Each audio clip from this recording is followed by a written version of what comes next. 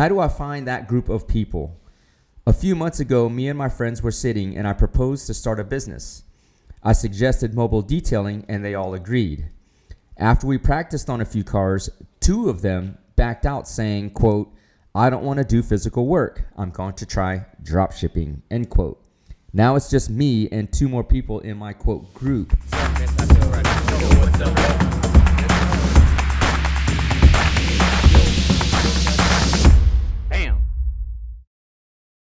Yo, what is up, everybody? This is the End-to-End Podcast. I'm your host, Dr. Yun Win. And as you know, my friends call me Ninja or the Prolific Ninja. You can call me Ninja too. This is the End-to-End Podcast, the alpha to the omega, the beginning to the end, talking about life, motivation, success, entrepreneurship, inspiration, and offering you morsels in this all-you-can-eat buffet called life. Back in the studio on a cold, wet, rainy day here in Houston, Texas, where we're broadcasting all across the planet. And it's pretty amazing how widespread our audience is, especially in Asia, Southeast Asia.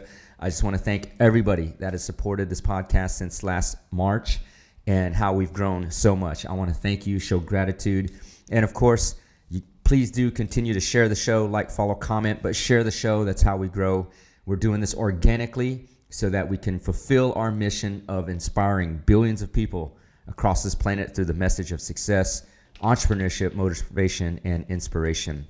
Getting back with it today with a prolific Q&A episode, and it's a pretty good one. And so if you are new to the show, prolific Q&A is where you can send in questions that I can answer or address here on the podcast. Now you can send the questions in through ask at the2npodcast.com, ask at the2npodcast.com, or in this instance today, you can DM us directly through our Instagram page or post the questions on our YouTube channel. So multiple ways to send out questions, and we'll pick a handful here or there to address. So really happy about this one. This is actually pertinent. I'm gonna have to bring up my phone real quick because I don't have these memorized. But the first question from a young entrepreneur that I actually know personally, but reached out. And the question goes, how do I find that group of people? A few months ago, me and my friends were sitting and I proposed to start a business. I suggested mobile detailing and they all agreed. After we practiced on a few cars, 2 of them backed out saying, quote, "I don't want to do physical work. I'm going to try drop shipping," end quote. Now it's just me and 2 more people in my quote group, but I'm having to motivate them to do things. They don't have that mindset and was wondering how to find new people or just go solo. In context, this young man, he's in his early 20s. I know him. But you will find that this happens a lot. If you go back to my post about leveling up, what happens is that, let's say, take 2 equal people, okay? And I just went over this with my team at the law firm, so it's pretty serendipitous that this question came through. But let's take 2 equal people, right? Not a big group, just 2. And one person tries to level up.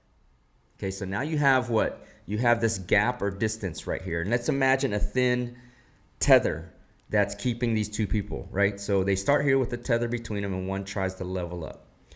Well, what 2 options can happen? Well, this person can level up, actually 3 options, or stay here, or actually level up higher, right? And so in this instance, in the same example, you have 2 people, one levels up, and what creates here on that tether? That creates tension, okay? And ultimately, if this person doesn't move, it can create what? Resentment. Resentment how? This person is looking at this person saying, "Come on, man, come on. I'm going to try to pull you up." But if this person doesn't move, it creates resentment out of this person. In the alternative, this person is looking up at this person saying, "Who do you think you are trying to surpass me or leave me?" in many instances.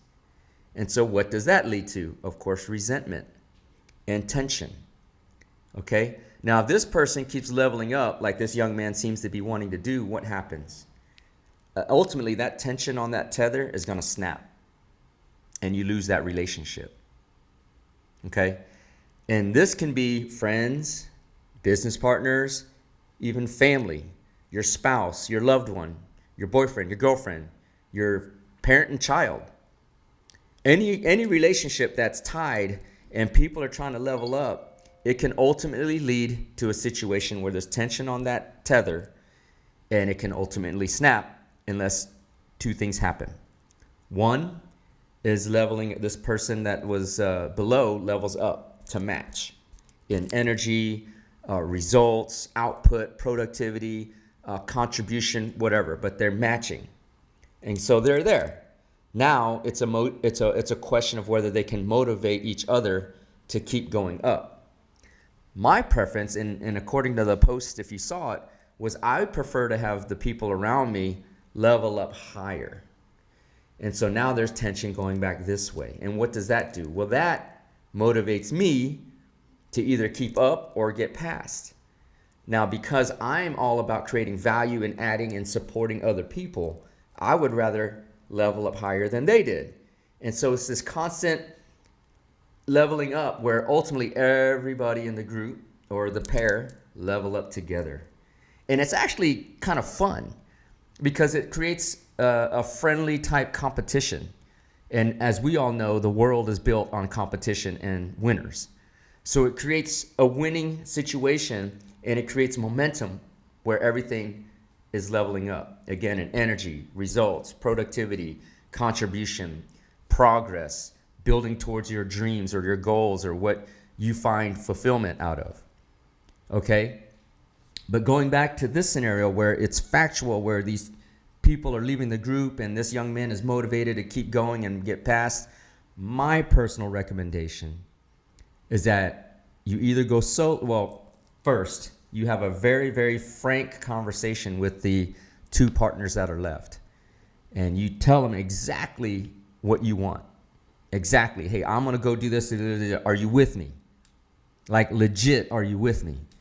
And like, if they say, yes, we're with you, you give them one chance and one chance only to keep up. Right? If they don't, then it's time for you to break out solo. If they don't want to come with you on that first conversation, again, time to break out and go solo. Because why? You're a young man. This is the best time to just put the foot on the gas and go all the way. Put the pedal to the floor. Pedal to the metal, as they say in race driving. Put the pedal to the metal because you have no other responsibilities at this point, as far as I know, other than to yourself. No kids. You're not taking care of older parents or siblings or whatever. It's just you. You're in your young 20s. Get after it. Now's the time to really, really get out there and actually what? Make mistakes and learn. And build and fail and build and fail and build and fail, because that ultimately will build you success into your 30s, laying the foundation for your real growth, which actually happens in your 40s and 50s and 60s and 70s. Okay? So at this point, have that one frank conversation. Sit them down and tell them exactly what your plans are. Hey, look, I'm going full speed. So you can keep up with me or go faster than me so we can all go and win together, or not. Right? There's a saying, I'm driving the bus, you can hop on, or I'm going to leave you behind. But I'm driving the bus and we're going to Successville. Right?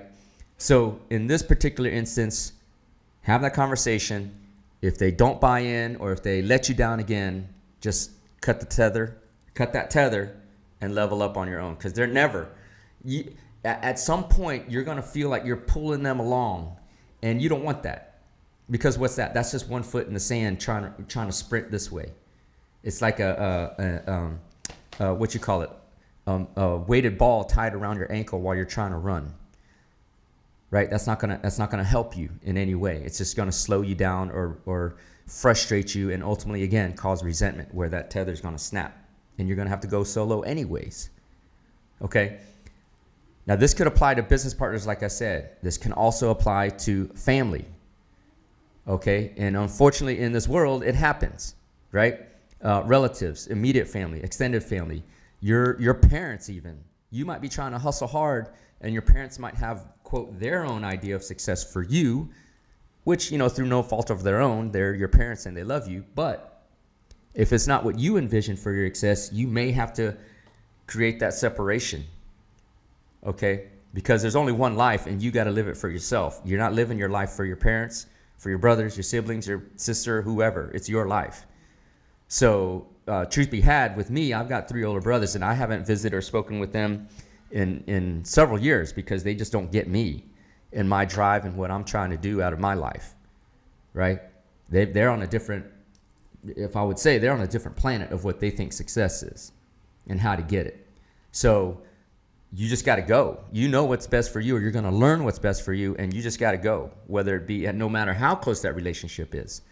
And sometimes, you know, I'm not advocating for divorce or anything like that, but it goes back to the values, right? Your values is tied to your fulfillment and what you deem, how you define success for yourself. And so, you know, if unfortunately you married young or married early in the relationship and the values don't align, it may be that you may have to leave your partner behind, right? Because if you're not fulfilled and happy, how can you bring that fulfillment and happiness into the relationship? Just won't happen. It's going to harbor and grow to resentment because you have a definition for yourself of what success is. So it can apply in any relationship, but this is a great question because as you level up and get to different levels of success, that circle is going to change, right?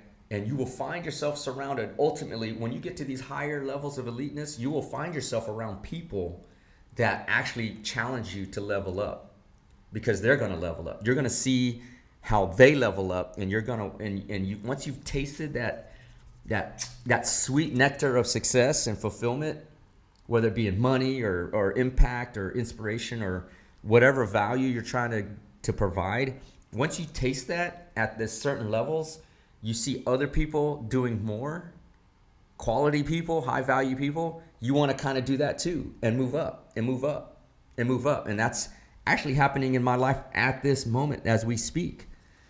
In certain circles that I walk and run with, I see guys just kicking ass despite the economy. And it motivates me. Hey, dude, if that dude's going to kick ass, I'm going to kick ass too. Because I don't want to be left behind. I don't want to know that somebody else is able to do it and I'm not. Right? And so as you get up, you will level up and surround yourself with more people that will force you to level up. Right? And if you go back to I can't remember which podcast, but people will rise to their level of incompetence. And I will add to their level of actual insecurity. Because they will see you succeed, and they will look at you succeeding, and it reflects upon themselves of how much of a failure they are or unwilling to do what it takes to succeed. And people can't face the reality of themselves. So they'll actually try to pull you back. They'll pull you back down because they see you being successful and they're not. And they're going to be like, hey, wait a minute. I should be there too. But then they realize they're not willing to put in the work. And so they get very insecure, very defensive, and actually project out to you their own insecurities and their own incompetence. So it's kind of a complicated dynamic of human behavior and human psychology. But the point of the matter is if people are not leveling up with you, at some point you're just going to have to cut that tether and move on yourself or find a new group of people to hang out with. So very, very good question. A very mature question for a young man in his 20s, just starting out in his entrepreneurial career. I wish you a lot of success always. Always reach out. I'm happy to answer other questions related to your journey, but much success. Get out there and make it happen, buddy. Moving on. Question number 2. I heard your podcast and post about momentum and getting small wins early. How do I do this on a daily basis? Very, very good question. As a reminder, if you didn't catch that post or podcast, I can't remember which, the idea is that this is a new year, and part of that journey of success requires building momentum. You can't do anything without momentum, because momentum is what? Energy. Energy put into whatever the goal is, the project. I imagine you pushing a big boulder. You got to get that initial surge of momentum to get that boulder rolling. Okay, that initial surge of energy or surge of push on that boulder requires a lot of small wins to stack up. Okay, so you got to stack small, achievable wins that are components that once you look at the big goal, you break down the steps of what you need to do and get those small wins early to build that energy and momentum. And as you stack these small wins, it's easier to push that boulder towards your goal. And the boulder analogy is pertinent because it's suffering. Nobody gets to success without suffering. Okay, the two S's, success. You got to suffer to get success. There's no easy road. You got to suffer to get success. So the boulder is that analogy of suffering. You got to build those small wins to push that boulder towards success. Now, how do you do that on a daily basis? For me, it starts with my morning routine. And you'll hear about this morning routines, make your bed, do all this, wake up 4:30, whatever. It's yes, it helps, but I'm going to say it's a very individual formula for what works for you. And you're going to have to find that for yourself through trial and error with other people, what other people recommend. I'm going to go through my personal morning routine to give you an example. And you're welcome to try it. You're welcome to deviate from it. You're welcome to come up with your own, whatever. But point being is that your morning routine should be centered around capturing these early successes as much as possible, right? Not necessarily to your goal, but to ensure that you have momentum for the day in order to do the things to get to your goal. Okay, so my morning routine generally, I would say 95% of the time is I get up around 3 o'clock, 3:15. And that's because I have a morning workout group that meets on certain days at 4, certain days at 4:30. Okay, so I'll admit I hit the snooze once in a while because that's just my body is telling me I'm tired from lifting and working out all the time. But never more than 2 cycles of snoozing. So I'll set 2 alarms, 3 and 3:15.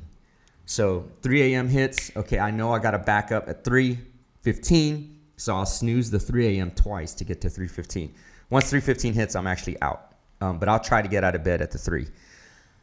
First thing, I sit up and chug 2 or 3 full gulps of water. Just put it by my bedside the night before. Gulp, gulp, gulp, gulp, gulp.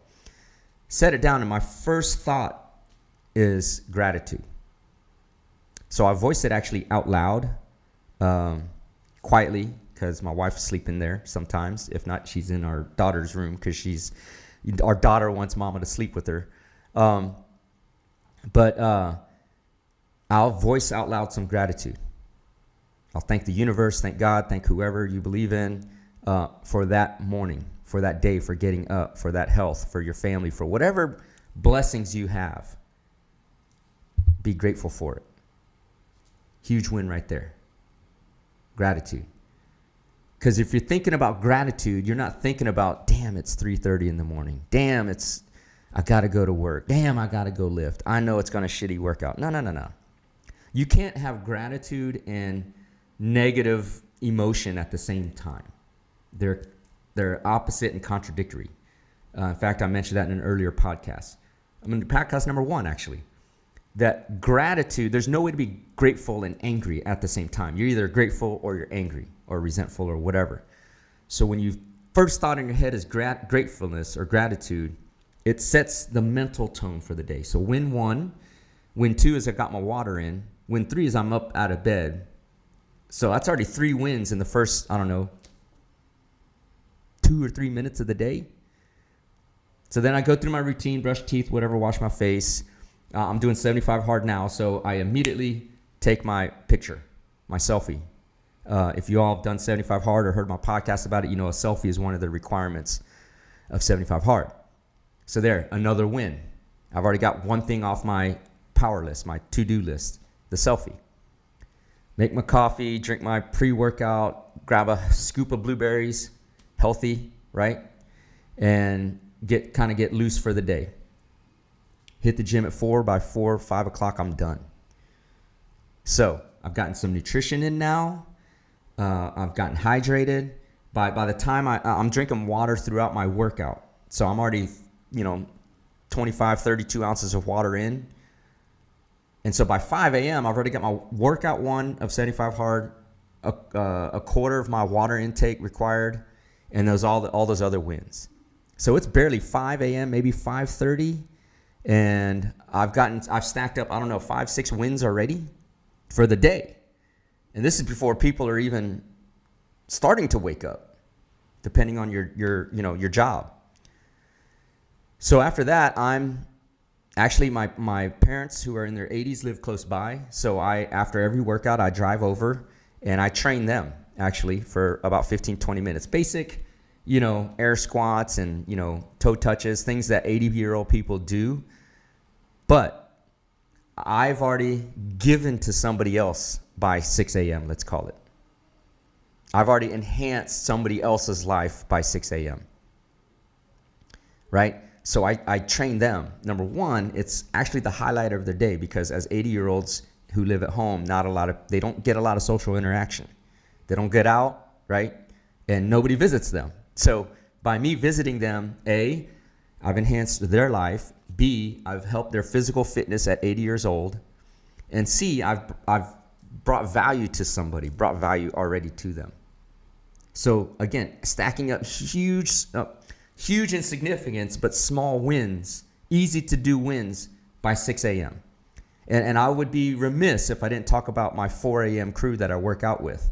It's a good bunch of high value people. And we get after it. It's not like kind of going through the motions working out. We are challenging ourselves significantly with every workout. And so the people that are in my group, the 10, 12 of y'all, you know who you are. Thank you so much for adding value to my life. But the point is when I hit that group, I'm bringing energy now.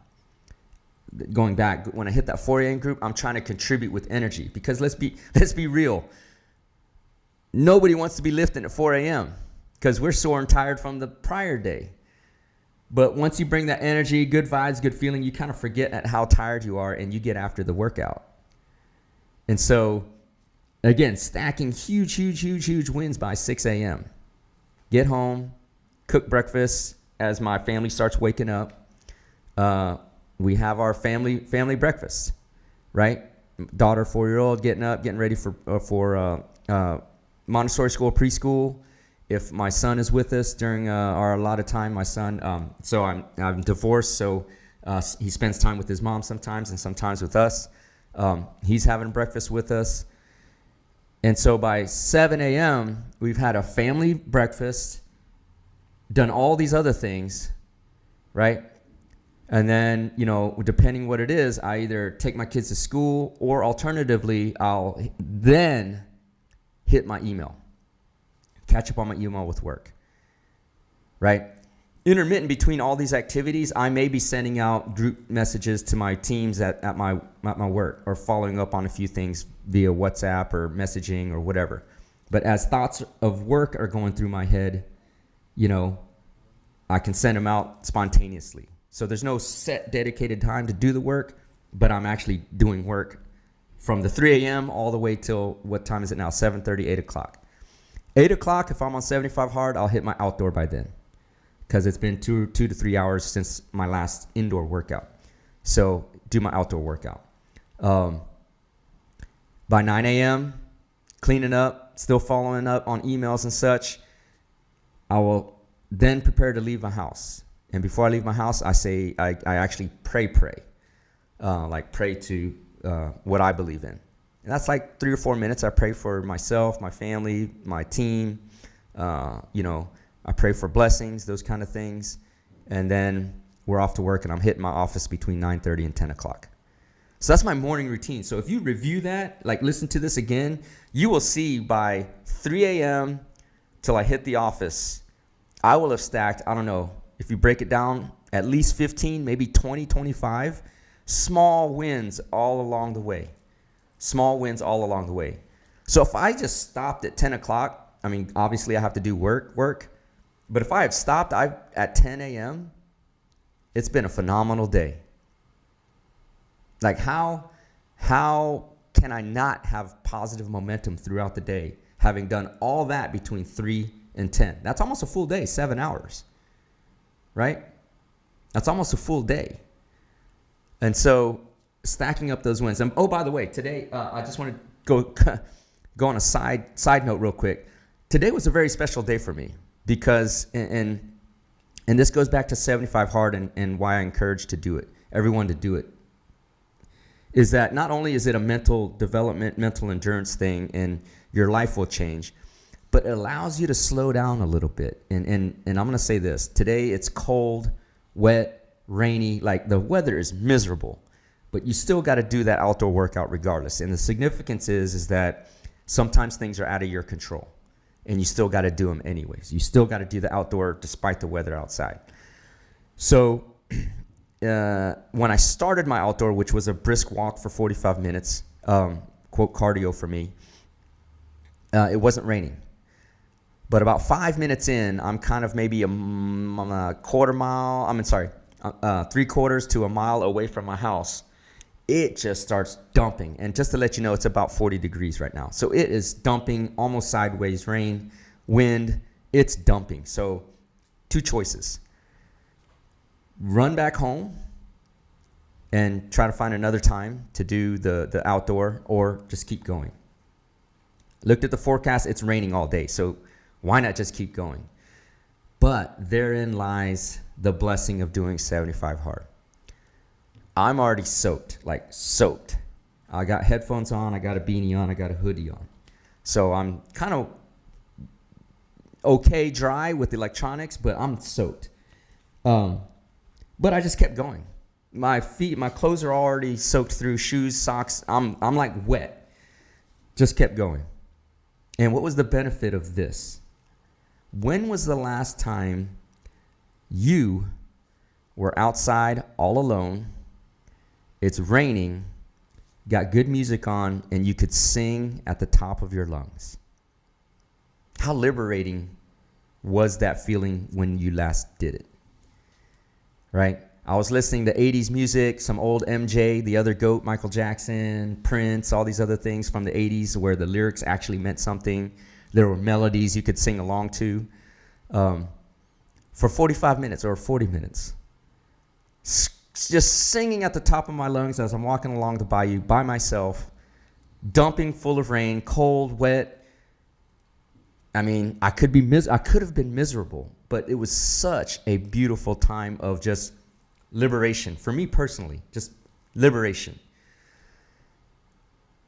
I highly encourage you to do 75 Hard. I'm actually working on a derivation of it, but 75 Hard, because that outdoor allows you to unplug, so to speak, even though I'm listening to music, but to capture those moments where you really can have that ultimate freedom of not having to worry or feel anything other than the moment of that time and enjoy it. Being outside, it's cold, the elements are there, it's rainy, it's windy, I'm soaked, I'm drenched, music's pumping, I'm walking, I see cars, people rushing to rush hour to go to work, just doing the 9-to-5 thing, and here I am by myself, able to sing and scream at the top of my lungs without a care in the world. That was a fun time this morning. But I digress. Let's going back to it, though. Getting to those wins on a daily basis. So I highly encourage you. Think about it. I mean, you have Jocko Willink. He'll post on his Instagram 4:30, his clock, as he hits the gym all the time. You don't have to wake up at 4:30. But it's building that discipline, right? It symbolizes building that daily discipline to get those small wins early in the day, so you carry that momentum all the way through. Again, think about it. Think about my list and how much I've gotten accomplished by 10 o'clock. Now, you may ask, how is this sustainable? Well, to be frank, I get to the office at 10. I'll punch through 5 hours or so, 6 hours of solid work. Obviously, I come in with a game plan, but I'm putting out fires as my team brings stuff to me that needs addressing. But I have a game plan. Sometimes if it hits me, my body requires it, I might hit a 10-15 minute nap about 2:30 in the afternoon. I have a yoga mat at my office, roll it out, lay down, put on some meditative music, take a quick snooze, and then back at it.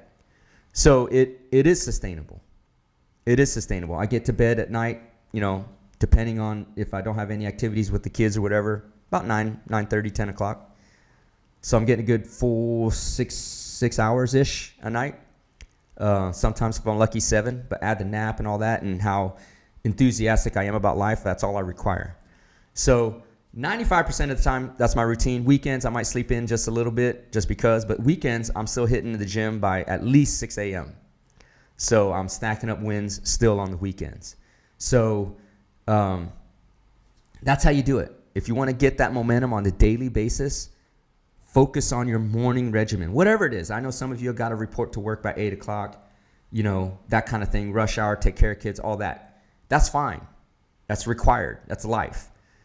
But try to build something around that allows you to capture some momentum early on. It may be waking up and saying your prayer at that moment. Don't hit the phone. Don't look on social. Just wake up, say a prayer. Maybe read 1 or 2 pages in a book. Drink some water. Stretch for 5 minutes. Or just do something where you're like, okay, I got something done. I got something done positive for my life, for me personally. That builds that energy and momentum throughout the day. It doesn't have to be a lot. It doesn't have to be 7 hours like me. I'm kind of an outlier case. It could be 10 minutes. It could be 20, 30, 40. If you've got an hour, even better, right? But some things to just build that early momentum of positive energy, positive momentum, positive movement, okay? 2 great questions for today. 2 great questions.